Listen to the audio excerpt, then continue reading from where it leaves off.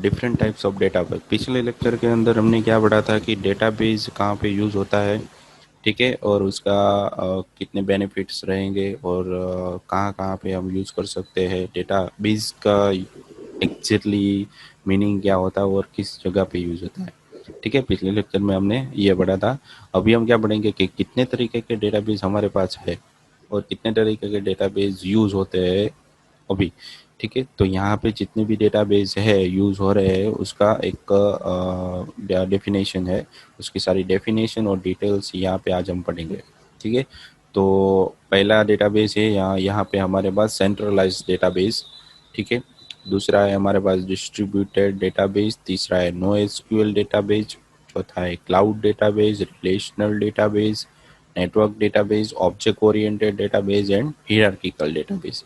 ठीक है, तो यहाँ पे हमारे पास बहुत डिफरेंट टाइप्स ऑफ डेटाबेस है जिसके बारे में हम डिटेल में अभी पढ़ेंगे। तो यहाँ पे एक चार्ट भी दिया हुआ है आपको टाइप्स ऑफ डेटाबेस के, जिसको आपको इजीली समझने में आसानी रहेगी। ठीक है, अब हम आगे बढ़ते हैं कि सेंट्रलाइज्ड डेटाबेस एग्जैक्टली क्या होता है। तो उसके अंदर हम कौन कौन सी चीज़ें पढ़ेंगे। तो सेंट्रलाइज्ड डेटाबेस है, उसके अंदर क्या रहता है कि जितना भी डेटा आपका रहेगा वो एक ही जगह पे पड़ा होगा, और जिस जगह पे पड़ा है, ठीक है, उसको यूज़ करने के लिए एक ही सिस्टम यूज़ होती है। मतलब उसको आपको कभी भी एक्सेस करना है तो आपको उस वेबसाइट के अंदर जाना पड़ेगा, लिंक्स के अंदर जाना पड़ेगा, और यहाँ से जिस तरीके का आपको फैसिलिटी दी है उस तरीके का डेटा आप फैच करवा सकते हो या स्टोर करवा सकते हो। ठीक है, तो हो गया हमारा सेंट्रलाइज्ड डेटाबेस। उसकी मीनिंग डेफिनेशन क्या हो जाएगी, उसका मीनिंग क्या होगा यहाँ पे, तो यहाँ पे लिखा हुआ है it is the type of database that store data at a centralised database system. ठीक है, जो सेंट्रलाइज मतलब एक ही जगह पे स्टोर होगा। इट कंफर्ट्स द यूजर, मतलब यूजर को वो कंफर्ट देगा, ठीक है, डेटा को स्टोर करने के लिए और डिफरेंट लोकेशन से एक्सेस करने के लिए। ठीक है, it comforts the user to access the store data from different location through several application. अलग अलग तरीके की जितनी भी एप्लीकेशन आप बनाओगे, वेब एप्लीकेशन होगी या मोबाइल एप्लीकेशन होगी, आपको किसी भी तरीके से उस डेटाबेस को एक्सेस करना है। ठीक है, तो वहाँ पे ये डेटाबेस क्या रहेगा, वहाँ पे सेंट्रलाइजर, मतलब एक ही जगह पे पड़ा होगा। जिस तरीके की आप एप्लीकेशन बनाओगे उसके थ्रू आपको लिंक करवाना है, जैसे कि उस तरह का जहाँ पे डेटा पड़ा है उसको आप एक्सेस कर सकते हो। उसके लिए एग्जांपल यहाँ पे क्या दिया हुआ है कि सेंट्रल लाइब्रेरी दिया हुआ है और आधार कार्ड प्रोजेक्ट दिया हुआ है। सेंट्रल लाइब्रेरी मतलब मेरे पास किसी लाइब्रेरी के अंदर आपने रजिस्टर करवाया है और आपको उस बुक को पढ़नी है। ठीक है, तो आप जब लॉगिन करोगे तभी आप उस लाइब्रेरी के अंदर जितनी भी बुक्स है उसको आप एक्सेस कर सकते हो। ठीक है, तो ये वो हो गई वो आपकी सेंट्रलाइज लाइब्रेरी। और आधार कार्ड के प्रोजेक्ट के अंदर जितना भी आधार कार्ड पड़ा हुआ है, करोड़ों डेटा पड़ा होगा, तो एक ही जगह पे पड़ा होगा। ठीक है, उसको आप कभी भी एक्सेस करना है या डेटा आधार कार्ड के अंदर आपको फ़ोन नंबर या एड्रेस चेंज करवाना हो तो एक ही जगह पे होगा। ठीक है, डिफरेंट डिफरेंट डेटाबेस को यूज़ करता नहीं है। तो उसके एडवांटेजेस क्या हो जाएगी यहाँ पे, it is decrease the risk of management. जो हमें डेटाबेस को मैनेज करना होता है उसका रिस्क कम हो जाएगा बहुत ही। और डेटा को जो चेंज करेंगे, जैसे भी हम किसी भी तरह के डेटा को चेंज करेंगे तो इसके जो मेन डेटा रहेगा, मतलब उसकी जो कोडिंग रहेगी उसके अंदर चेंजेस नहीं होगा। ठीक है, दूसरा एडवांटेज क्या है कि it provide a better data quality, मतलब जितना भी डेटा पड़ा हो वो एकदम जेन्युइन होगा, कोई भी गलत तरीके का डेटा होगा नहीं, मतलब स्टैंडर्ड डेटा वहाँ पे रहेगा। और जितना भी डेटा हमारा रहेगा उसको ऑर्गेनाइज करेगा स्टैंडर्ड तरीके से। ठीक है, it is lost costly less costly because of इसको मैनेज करने के लिए बहुत कम पर्सन चाहिए, क्योंकि एक ही जगह पर पड़ा हुआ है, जितना भी डेटा है उसको मैनेज करने के लिए एक या दो व्यक्ति हो गए तो भी उसको मैनेज इजीली कर सकते हैं। ये इसका मेन एडवांटेज हो गया। फिर डिसएडवांटेज क्या है, तो अगर कोई सर्वर जो डेटा लाना या भेजने के लिए जो भी सर्वर बीच में रहता है अगर वो फेल हो गया, ठीक है, तो आपका जितना भी डेटा होगा वो लॉस हो सकता है। मतलब ये हमारे लिए जितना भी डेटा पड़ा वो हमने एक सारा पैसा खर्च करने के बाद हमने बनाया है, डेटा स्टोर करवाया है, इंफॉर्मेशन इकट्ठे की है, तो सारा डेटा का एक साथ डिलीट हो जाएगा। तो ये क्या हो गया कि बहुत बड़ा लॉस है। तो इसको मैनेज करने के लिए ये लोग बैकअप सिस्टम भी रखते हैं जो अपने आप बैकअप लेता रहता है। ठीक है, मतलब इसके चांसेस डेटा लॉस होने के बहुत ही कम है। ठीक है, तो ये हो गया सेंट्रलाइज है। और उसका हम फ्लो भी देखते हैं भाई कैसे वर्क करता है वो। तो उसके लिए एग्जांपल भी मैंने दिया हुआ है यहाँ पे कि अलग अलग बिल्डिंग्स दी हुई है और बीच में आपको इंटरनेट और वैन।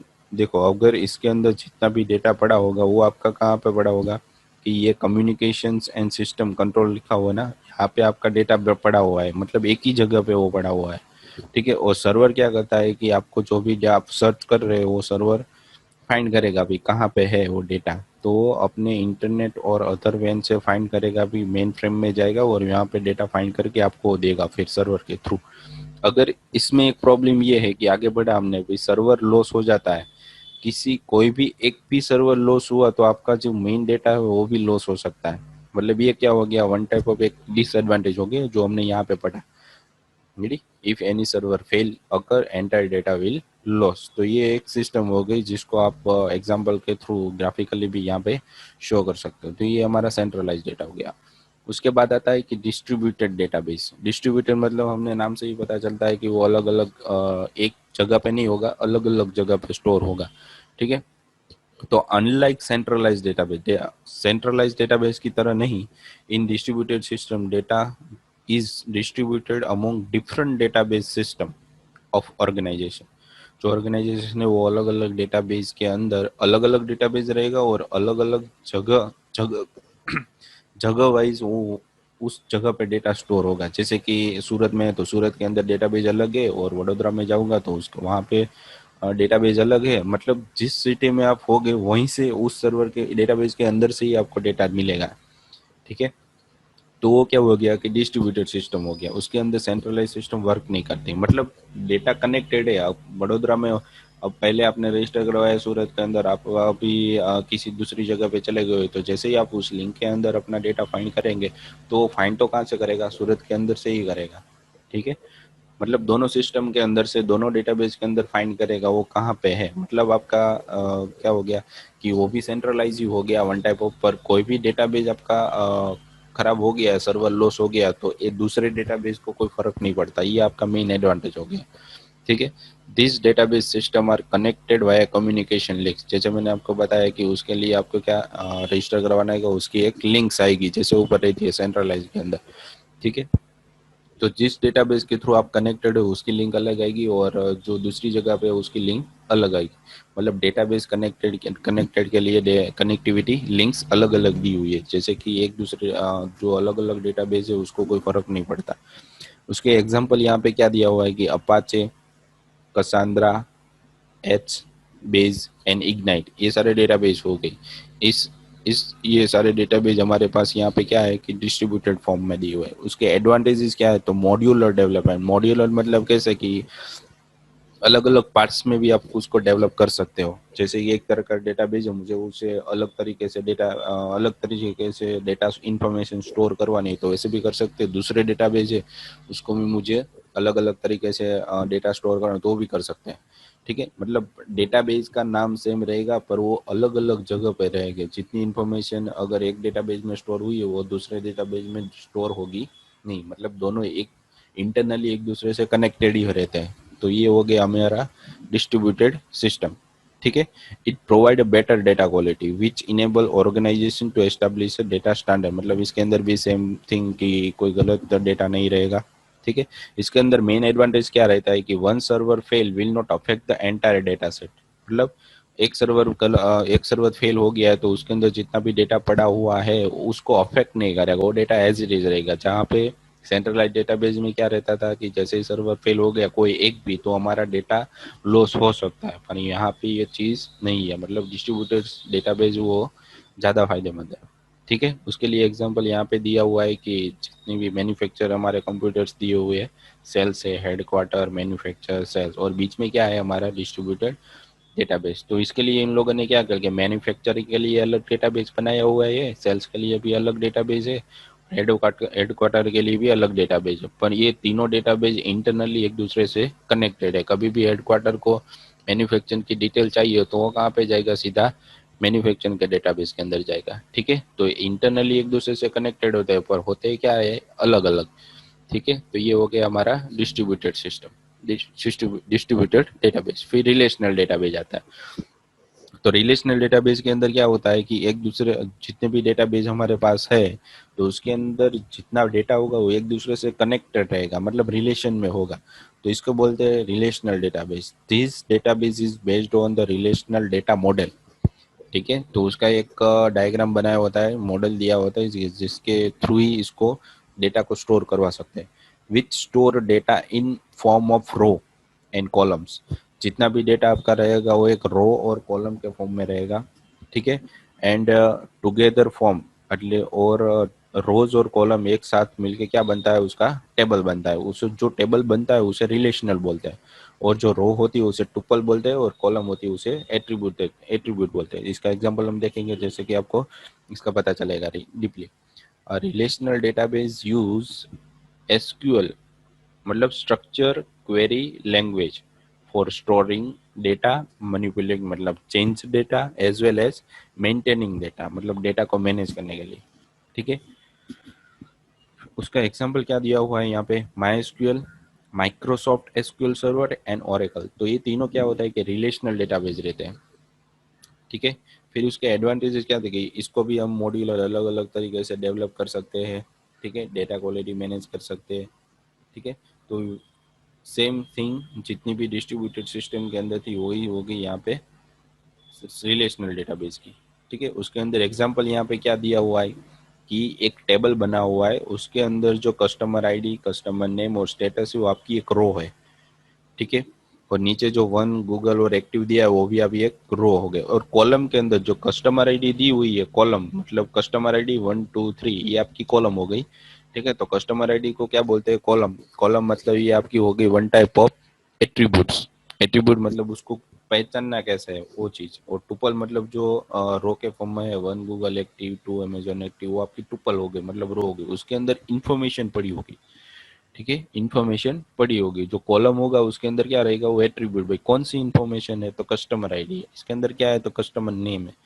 ठीक है, तो ये सारा डेटा जिस फॉर्म में पड़ा रहता है, टेबल बनेगा, उसको बोलते हैं रिलेशनल डेटाबेस।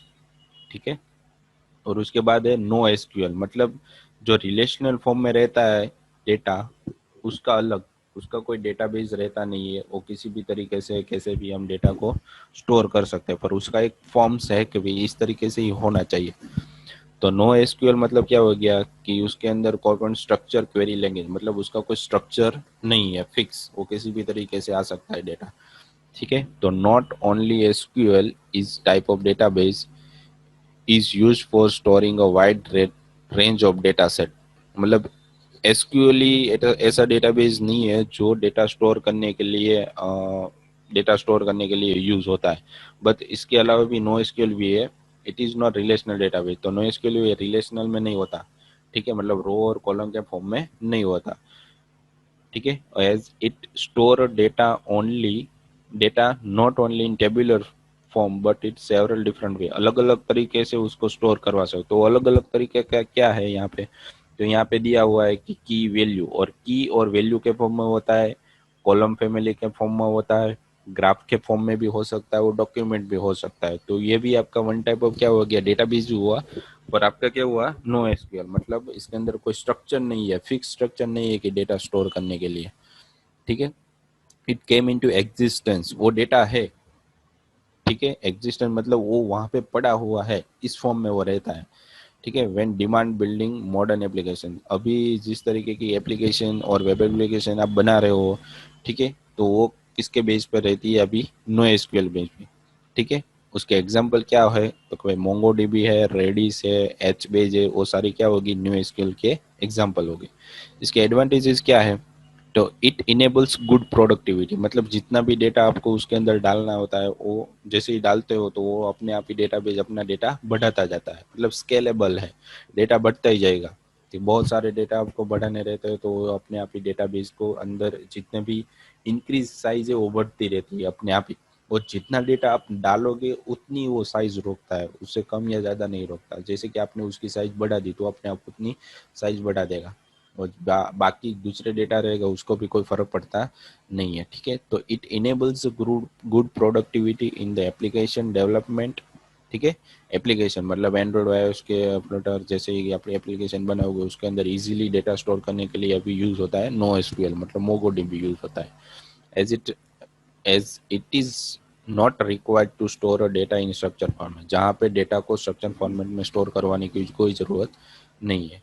ठीक है। दूसरा एडवांटेज क्या है कि it is better option for managing and handling the large data set, बहुत बड़ा डेटा को स्टोर करने के लिए और मैनेज करने के लिए नो एसक्यूएल बेटर है अभी। और इट प्रोवाइड्स हाई स्केलेबिलिटी, मतलब स्केलेबिलिटी मतलब वो जितना भी डेटा आपको उसके अंदर बढ़ाना है उतना आप बढ़ा सकते हो। ठीक है। तो ये हो गया नो एसक्यूएल। उसकी एग्जाम्पल क्या है, तो यहाँ पे दो तरीके से दिया हुआ है कि एसक्यूएल में कैसे होता है और नो एसक्यूएल में कैसे होता है। तो एसक्यूएल के अंदर जितना भी डेटा रिलेशन मतलब टेबल के फॉर्म में होता है। ठीक है।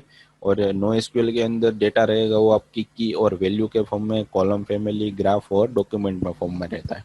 ठीक है। तो ये हो गया हमारा नो एसक्यूएल। उसके बाद है क्लाउड डेटाबेस। तो क्लाउड डेटाबेस के अंदर जितना भी डेटा आपका पड़ा रहेगा, ठीक है, तो उसके अंदर क्या दिया हुआ है कि क्लाउड के फॉर्म में रहता है।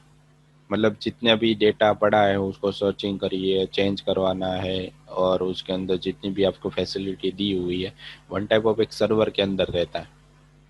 ठीक है। जो सेंट्रलाइज तरीके से यूज होता है, मतलब इसके अंदर नो एसक्यूएल भी आ गया और सेंट्रलाइज भी आ गया, दोनों तरीके यूज होते हैं।